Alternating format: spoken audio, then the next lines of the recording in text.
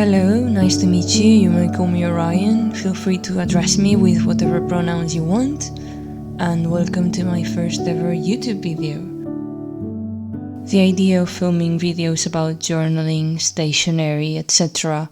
has crossed my mind for a long time, and I finally decided to take this leap of faith and just make a first one.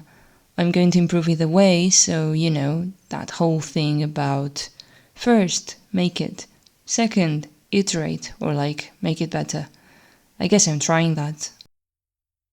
To ease into it, I have decided to film myself recording or writing down some notes on my newly started commonplace journal and use it as a visual, albeit a bit disjointed, while I chatter on from a loose script that I've written for myself to avoid going off on tangents about this idea that has popped up in my mind not long ago and remains quite present at the forefront of it. The idea of journaling and or keeping a planner as a tool for connection. First of all, I would like to profoundly thank channels like Tiny Tiger Co., who has inspired me greatly by showing how journaling can be talked about at a deeper level. I am thoroughly entertained by whole videos, informative videos about spreads, decorating and media journals and the like. And at the same time, I have been craving this more academic even perspective on journaling.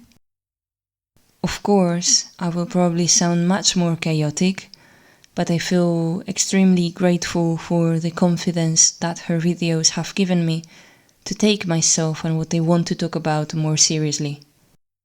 So, what do I mean by journals and planners as a tool for connection? As many people in the community, I have navigated through a variety of systems, planners, brands, variations, spreads, habit trackers, weekly, yearly, monthly spreads in the search for the so-called planner piece. And indeed, I have struggled to keep a specific system or journal and or journals for an extended period of time. While taking a deeper look inwards, I have found myself recently paying attention to the purpose of my actions and trying to use my observation skills to steer into directions that allow me to follow what I want more decisively. And here is where journaling comes in. It's been a huge part of my day-to-day for so long.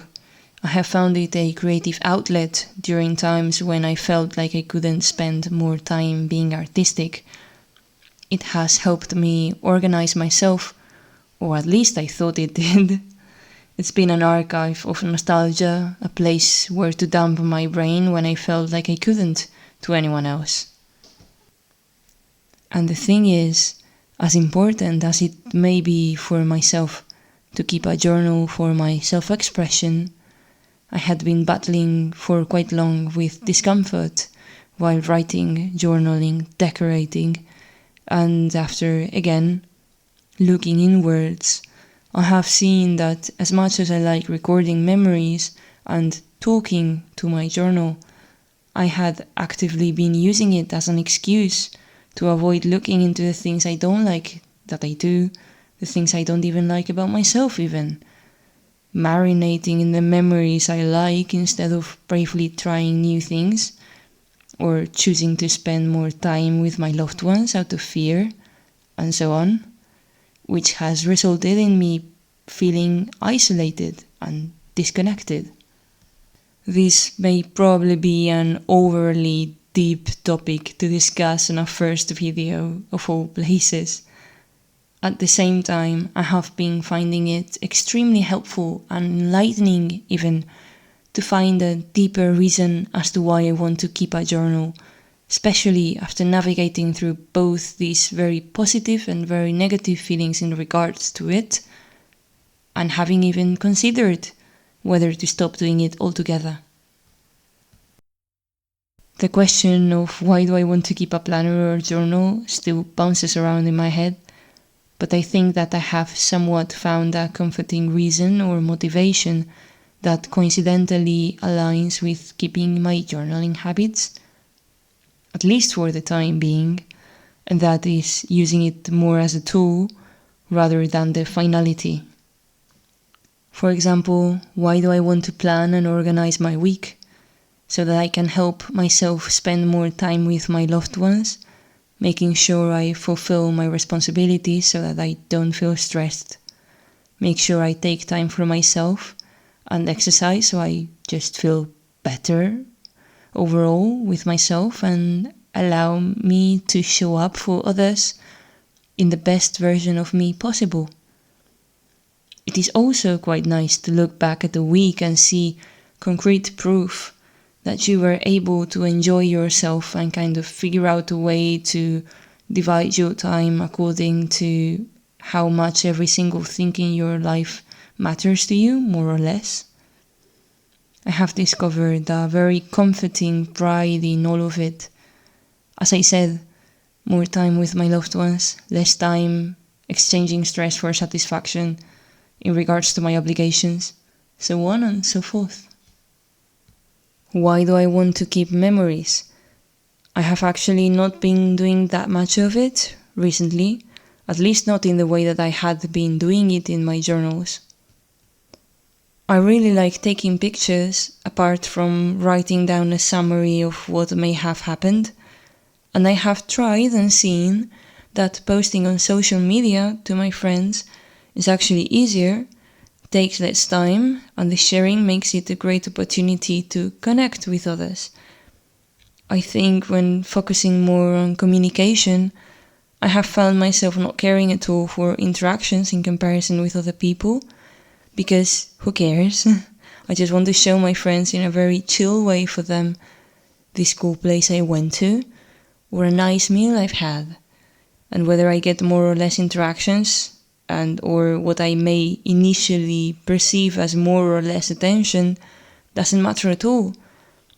Because, feeling confident in choosing to care about communication, in fact, I have experienced many people coming up in real life and commenting about stuff that I have shared that they hadn't interacted with, which is even more fun and fulfilling.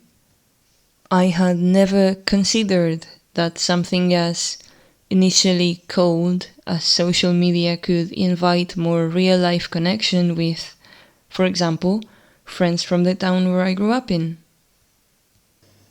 And while I have maybe stopped memory keeping with as much decoration and minutiae, other ideas or desires have arisen for me about journaling. For 2026, I had initially decided to stick with just a single planner, the Hobonichi Kazenavek, which is the A5 journal by the Japanese brand Hobonichi, which is divided into 2 books, one for each half of the year, so it doesn't take up as much space. I might as well talk about my system and my choices in greater detail in other videos anyways. At the same time, I have thought about this for quite a few years, ever since I learned about Hobonichi planners in particular. The 5-year book. I have never really found a good enough of a reason to commit to one. Also the fact that until recently I haven't really been able to keep the habit of writing every single day in my journals. But now that I've been thinking more about this journaling as a tool for connection idea, I have discovered a huge motivation to keep a 5-year book as a sort of gift. I am, though, still considering the idea. In the end, it's quite a hefty and pricey book, to be honest. For a few years, ever since getting more into the journaling community, I have been fascinated and honestly moved by so many mothers who keep 5-year books and or other journals, diaries about their children as a sort of way to both memory keep and even as a future gift for them. And I find that so terribly sweet. And even though I am currently in no position to start a family, even if I never get to start a traditional one, I love the idea of, particularly with the 5-year book, writing a few sentences every day as a sort of way to expose myself and communicate with someone to gift or share the book with one day, even if the 5 years aren't up yet. A small action and deliberate commitment every day ends up building up into this accumulation of about 1,825 little excerpts of information about oneself, and I find it very sweet to intentionally share it with someone.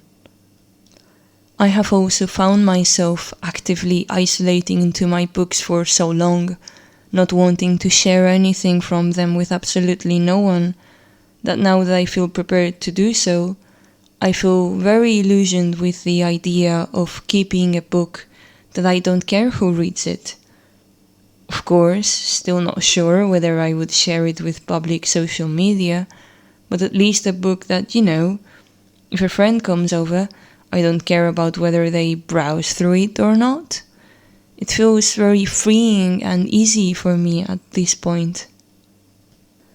In the end, journaling and diary keeping may also as well be tools for discovering myself, processing what I think, what I experience, but how great is it to also share it with someone else?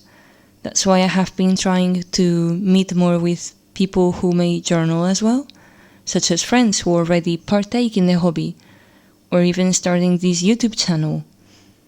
I really appreciate this whole sentiment of the community not really caring for following whatever trends the mainstream of YouTube may follow, but rather focusing on sharing with each other what we decide to use, what we think about a set of journals or systems, giving reviews about writing utensils, in general, overall helpful information and excitement.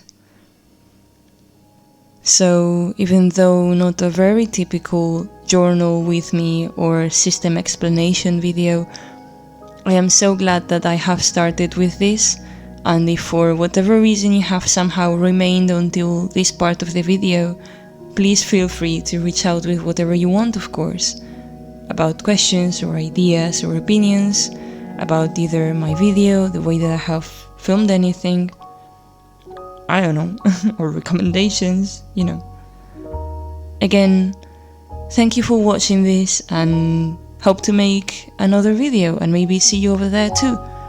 Hope you have a very nice day or night.